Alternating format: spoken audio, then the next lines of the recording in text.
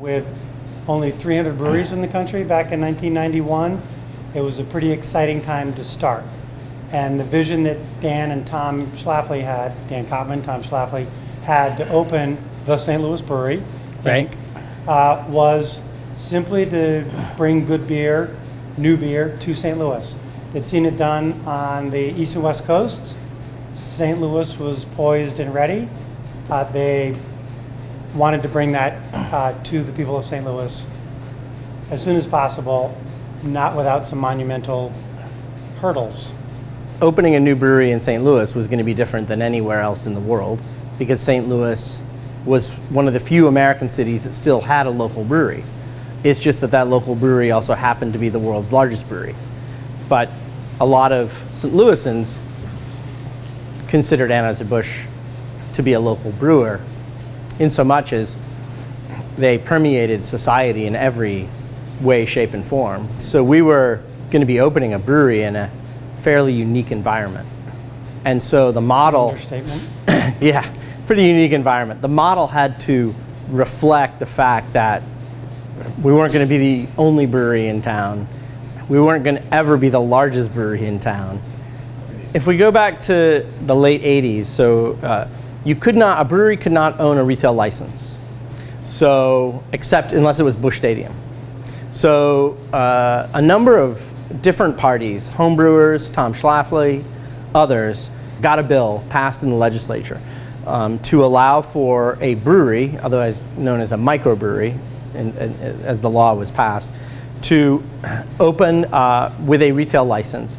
But there was a limit of 2,000 barrels, and the beer could not be sold off the premises. Today, having gone through successive efforts to change the licenses to make them more flexible, now a brewery can start up, brew as much as they want, have a retail license on the premises, and even self-distribute.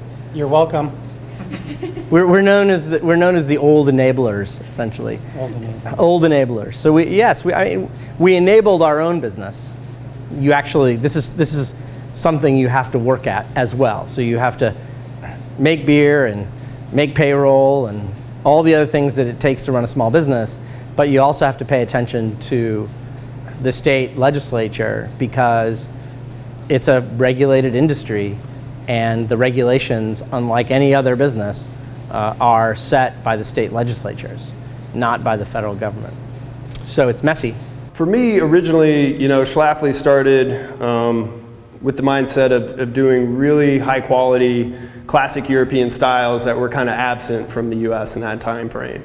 Both of the co-founders, knew the European beer scene, knew that there was these beer styles that existed, and knew that there was a world well beyond the adjunct American lager that all St. Louis was getting, at that time. I think when they started out, partially I think they just wanted to have a cool place to hang out and drink these styles of beers that they couldn't find anywhere else too. But the portfolio, if you look back over the years, there's constantly been changing, evolving, and reacting to the market, but also helping drive the market. Some people do have the impression that it was easy. And in some respects, it was very easy. And the reason it was easy was not that the business was easy, but we were having a lot of fun doing it. We made sure we enjoyed ourselves along the way. And to Tom Schlafly's credit, he did not place a lot of unreasonable expectations on us.